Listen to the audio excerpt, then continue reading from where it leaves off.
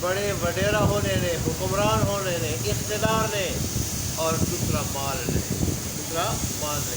اور یہ ہر دور میں ایسا انسان کے پاس جب مال آتا ہے نا تو پھر اس کی ہوا تبدیل ہو جاتی ہے، اور پھر وہ اپنے آپ کو خدا سمجھنے لگتا ہے، اس میں تکبر، غرور، یہ حد درجے کا ہوتا ہے، اور غریبوں کو ایسے لوگ حقارت کی نظر سے دیکھتے ہیں۔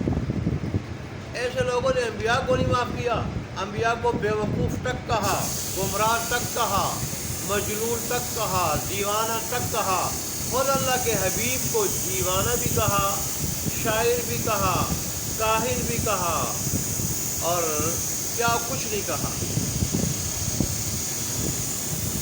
جھوٹا کہا گیا۔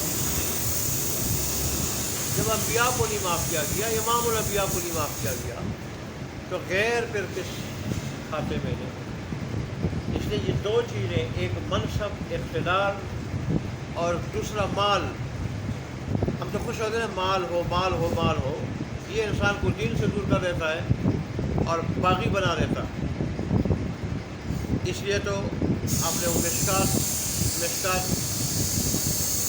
کی جس جلد میں مال کی برائی کا ذکر تھا، حد سے زیادہ بلا ضرورت تعمیرات کرنا، بلا ضرورت نام و نمود کے لیے اونچی اونچی تعمیرات کرنا اور بیجا پیسہ خرچ کرنا، اس چیزوں کی کیا تھی؟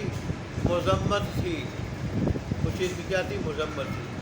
وہاں اللہ تبارک و تعالیٰ کے حبیب نے فرمایا کہ مومن کے لیے تو چند لقمے ہی کافی ہیں جس سے اس کی کمر سیدھی ہو، کمر، اور اللہ کی عبادت کر سکے۔ اور پھر فرمایا کفاف کی روزی جس سے اس کی ضروریات پوری ہو، یہ اللہ کے نزدیک افضل ہے مومن کے لیے۔ نہ محتاجی ٹھیک ہے کہ محتاج ہو، نہ محتاجی ٹھیک ہے کہ ممکن ہے محتاج اس کو کافر بنا دے، کیونکہ اکثر لوگ بے صبرے ہوتے ہیں، بے صبرے ہوتے ہیں، وہ پھر صبر نہیں کر سکتے، نہ بیماری پہ، نہ تنگ دستی پہ، بے صبر واقع انسان کا مزاج ایسا ہے۔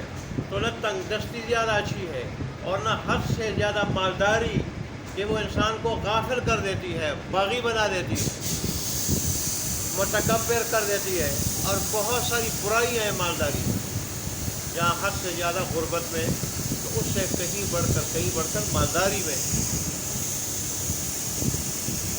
ہے۔ تو آج اللہ نے اشارۃ القوم ثمود کا ذکر کیا کہ لیکن یہ بھی تو بڑے مالدار تھے، بڑے بڑے محلات بناتے تھے، پہاڑوں کو تراش کے بناتے تھے محلات، چھوٹے محل پہ ان کو گزارا نہیں ہوتا تھا، پہاڑ جتنا اونچا محل، اور اس پہ ایسے ایسے پتھر لگاتے تھے، اس وقت کرینیں نہیں ہوتی تھی۔ آج دنیا دنگ ہے، حیران ہے، پوری دنیا کے سیاح دیکھنے کے لیے جاتے ہیں، کنڈرات ہیں کہ ان لوگوں نے یہ پتھر یہاں چڑھائے کیسے ہیں۔ جیسے اہرام مصر کو دیکھنے کے لیے جاتے ہیں اور ان کے پتھروں کو دیکھتے ہیں تو گورے دنگ رہ جاتے ہیں، یار اس وقت تو مشینری دور نہیں تھا، انہوں نے چڑھائے کیسے ہیں۔ لیکن جب اللہ کی نافرمانی شروع کی، بغاوت شروع کی، انبیاء کی تکذیب، تو پھر اللہ نے کیا کیا؟ عذاب بھیجا ملیا بیٹھ کر۔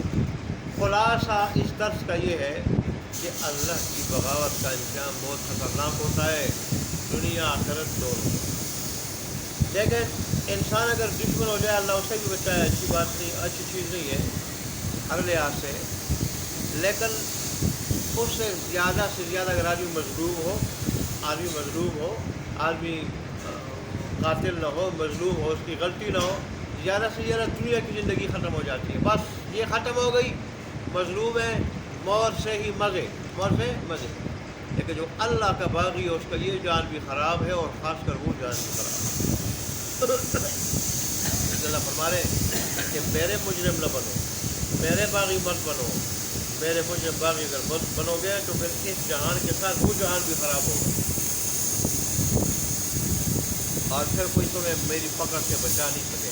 دیکھیں اب ترجمہ دیکھ لیں، ثم انشأنا، پھر اٹھائی ہم نے، من بعدہم، ان کے بعد، قوم نوح کے بعد، قرنًا آخرین، دوسری قوموں کو۔ یہ قرن کا جو لفظ ہے، یہ جو جماعت کے لیے، قوم کے لیے استعمال ہوتا ہے۔ اور اس طرح اس کا معنی ایک صدی بھی ہے، ایک صدی، سنگت، یہ 40 سال، 80 سال، 120 سال کے لیے بھی یہ لفظ استعمال ہوتا ہے، قرن کا لفظ، قرن کا لفظ۔ اور ظاہر ہے عموماً 100 سال میں قوم گزر جاتی ہے، تو اس لیے عموماً اس کا اطلاق قوموں پہ بھی ہوتا ہے۔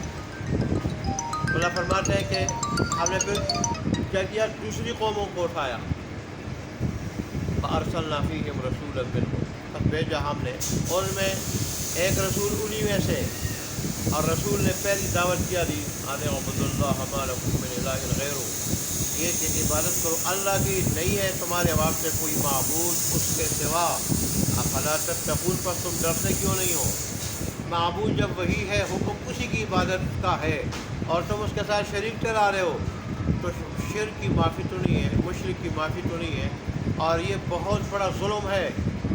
ان الشرک لظلم عظیم، بے شک شرک بہت بڑا ظلم ہے، والکافرون هم الظالمون، اور کفر بھی بہت بڑا ظلم ہے، کافر بھی بڑے ظالم ہیں۔ تو پھر تم اتنا بڑا ظلم کر کے اپنے آپ پہ ڈرتے کیوں نہیں اللہ سے؟ یہ جہان بھی خراب اور وہ جہان بھی کیا ہوگا، خراب ہوگا۔ اس جہان بھی اللہ کا عذاب آئے گا تو بہت خطرناک ہوتا ہے، اللہ بچائے۔ تو وقال الملأ من قومه الذين كفروا، کہا سرداروں نے، کون سے سرداروں نے؟ من قومه، اس نبی کی قوم کے سرداروں نے، اس نبی کی قوم کے سرداروں نے کہا، الذین کفروا، جنہوں نے کفر کیا تھا، وکذبوا بلقاء الآخرۃ، اور جھٹلایا تھا آخرت کی ملاقات کو، واترفناهم فی الحیات الدنیا، اور ہم نے ان کو آسودہ حال بنایا تھا دنیاوی زندگی میں، آسودہ حال بنایا تھا دنیاوی زندگی میں۔ ما ھذا الا بشر مثلکم، نہیں ہے یہ مگر انسان تم جیسا، یأکل مما تأکلون، کھاتا یہ ہے ان چیزوں سے جو تم کھاتے ہو، ویشرب مما تشربون، اور پیتے انہی چیزوں سے جو تم پیتے ہو، تمہاری طرح کھاتا ہے، تمہاری طرح پیتا ہے، تمہاری طرح ضروریات رکھتا ہے، تمہاری طرح انسان ہے۔ یہ کس چیز کا نبی ہے؟ یہ نبی کیسے بنا؟ نبی ہوتا فرشتہ ہوتا۔ اللہ نے دوسری جگہ اس کا جواب دیا ہے کہ دیکھو، دنیا میں اگر انسان بستے ہوتے، دنیا میں اگر فرشتے بستے ہوتے، فرشتے، پھر تو میں رسول فرشتے کو بھیجتا، لیکن جب بستے انسان ہے، انسان کی ہدایت کے لیے انسان ہی نبی بن کر آ سکتا ہے، کیونکہ انسان کے لیے انسان نمونہ بن سکتا ہے، فرشتہ انسان کے لیے نمونہ بن نہیں سکتا۔ پھر تو یہ بھی کہتا ہے کہ وہ فرشتہ ہے، وہ کھانے پینے، انسان کسی حال میں خوش نہیں اور خاموش نہیں ہوتا، وہ کھانے پینے اور دوسری ضروریات جو بشری ضروریات لوازمات ہیں اس سے وہ کیا ہے، بے پرواہ ہے۔ ہم وہ ہمارے لیے نمونہ کیسے بن سکتا ہے؟ ہم اس کا کام بول سکتے ہیں۔ اور پھر یہ بھی فرشتہ ہوتا، اگر اصلی شکل میں آتا پھر انسان دیکھنے کی خواب نہ رکھتا، دیکھنے کی بے ہوش ہو جاتا، انسان بن کے آتا، پھر کہتے کہ یہ تو انسان ہے، انسان ہے، ہم انسان کو نہیں مانتے۔ اس لیے اللہ نے فرمایا۔ اور پھر دوسری بات یہ ہے کہ جنس سے پوری طرح فائدہ اٹھا سکتی ہے، پوری طرح فائدہ اٹھا سکتی ہے، اور جنس کے لیے نمونہ بن سکتی ہے، اس لیے کہ دونوں میں کیا ہوتی ہے، مناسبت ہوتی ہے۔ رسول اللہ صلی اللہ علیہ وسلم کے بارے میں اللہ نہیں فرمایا لقد کان لکم فی رسول اللہ اسوۃ حسنہ، رسول اللہ صلی اللہ علیہ وسلم کی ذات میں تمہارے لیے بہترین نمونہ ہے، ان کو دیکھو میرے دین میں کیسے عمل کرے، تم بھی اس طرح عمل کرو۔ تو نمونہ انسان کے لیے انسان ہی بن سکتا ہے۔ یہ بڑے ایسے تھے، دیکھو خود بھی نہیں مانتے تھے، اوروں کو بھی ماننے نہیں دیتے تھے۔ اور الناس علی دین ملوکہم، لوگ اپنے بڑوں کے راستے پہ ہوتے ہیں، بڑوں کے دین اور راستے اور مذہب پہ ہوتے ہیں۔ بڑے سردار ہوں، وڈیرے ہوں یا حکمران ہوں، وہ اگر نیک ہے، صحیح العقیدہ ہے تو رعایا بھی ایسے ہی، اور اگر وہ کیا ہے، ان کا عقیدہ فاسد، بد عمل ہے، تو رعایا بھی ایسے۔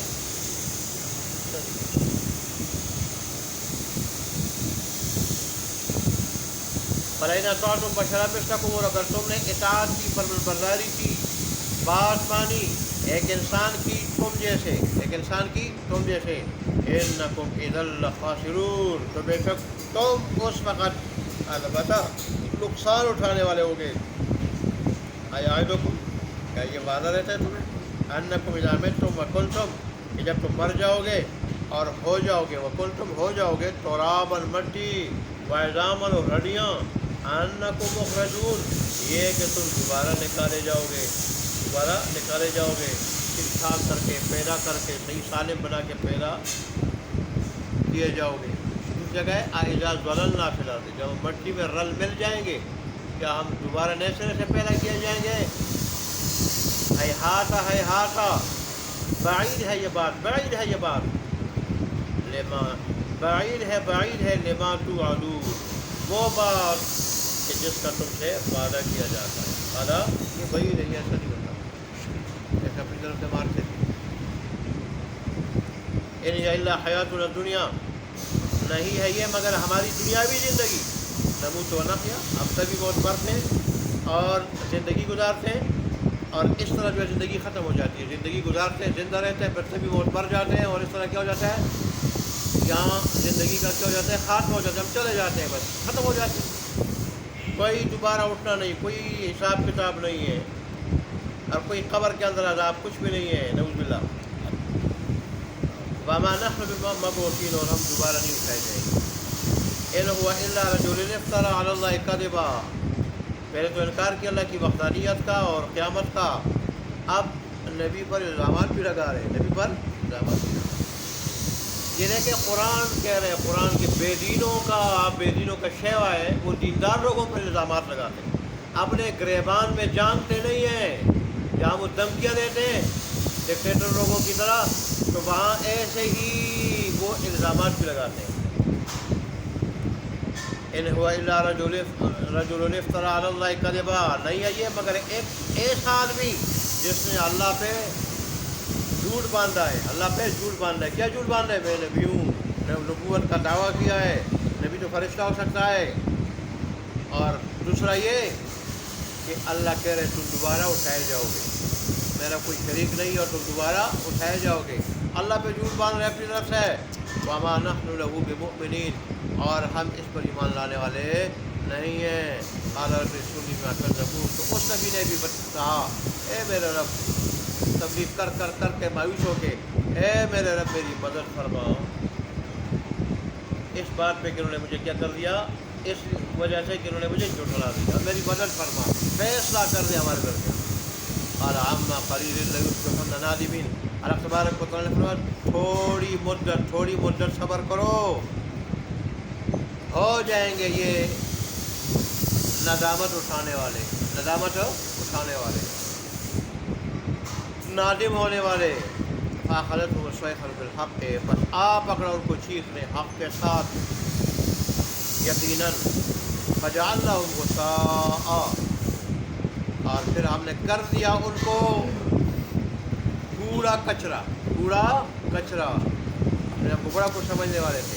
فبعدا للقوم الظالمین، بس دوری ہے اللہ تبارک و تعالیٰ کی رحمت سے ایسے لوگوں کے لیے جو کیا ہے، ظالم ہیں۔ اللہ تبارک و تعالیٰ ہمیں اللہ کی بغاوت کی شکل میں ظلم سے محفوظ فرمائے، اپنا مکمل مطیع فرمانبردار بنائے۔ واخر دعوانا الحمد للہ رب العالمین۔